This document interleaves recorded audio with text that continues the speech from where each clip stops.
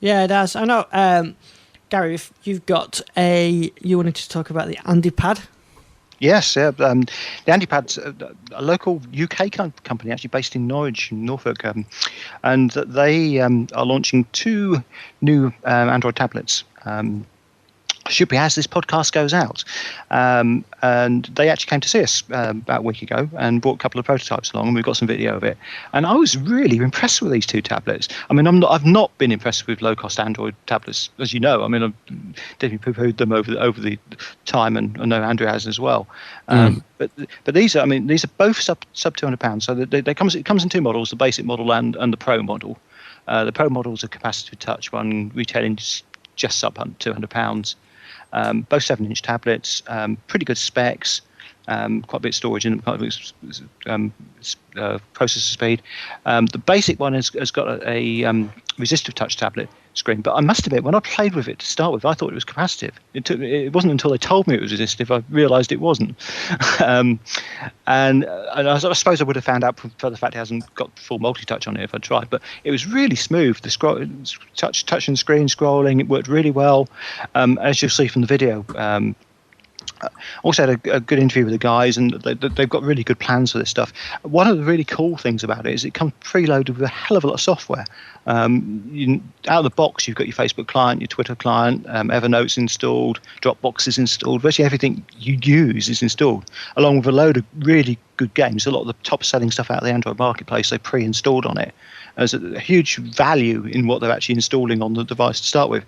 And the basic model is going to be sub £130.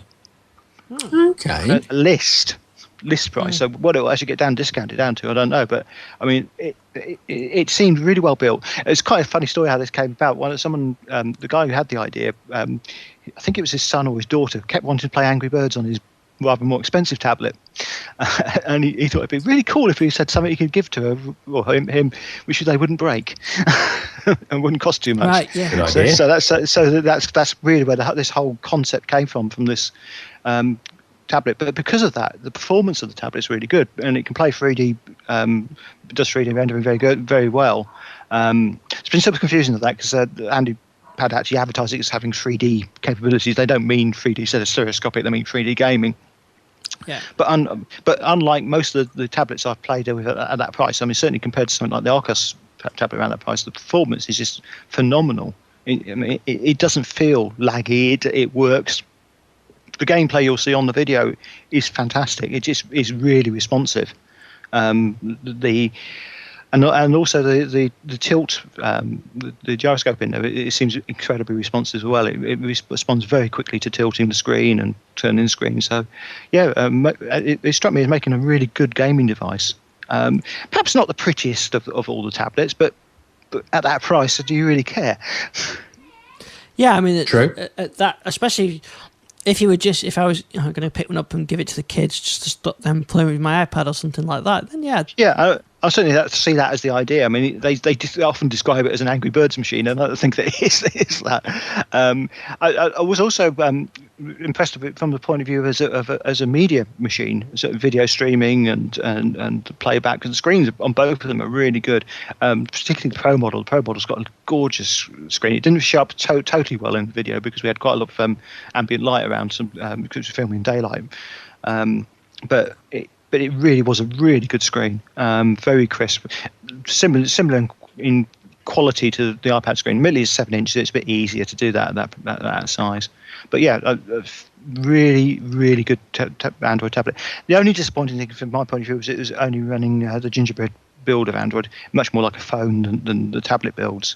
But for the first time seeing Gingerbread actually on the tablet, it seemed to work for me. Maybe it's been the performance in the past which has been the limiting factor on that build.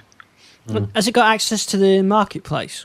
Yeah, that's one of the things I actually asked them in the interview, as you'll hear. And that they definitely got access to the marketplace. They're looking at doing a lot of other work with Google as well to try and license all the apps and everything onto there. So I think it will move forward. And they have got a policy of updating the device as it goes on. They've got a thing called the Andy app on the Andy Pad, which will actually allow you to update it over the air. So they've thought about a lot of stuff. And I do seem to really been consulting the Android community as well to try and find out what people want, what apps to run with, so that they seem to be putting an awful lot of effort into getting this just right for release. And certainly for prototype devices, because obviously we were a couple of weeks off from the launch when we saw it. Really, really good, as you'll see in the video. And I suppose as HP have shown, if you release it at the right price point, these things will sell if people just want one for browsing the web on. Yeah.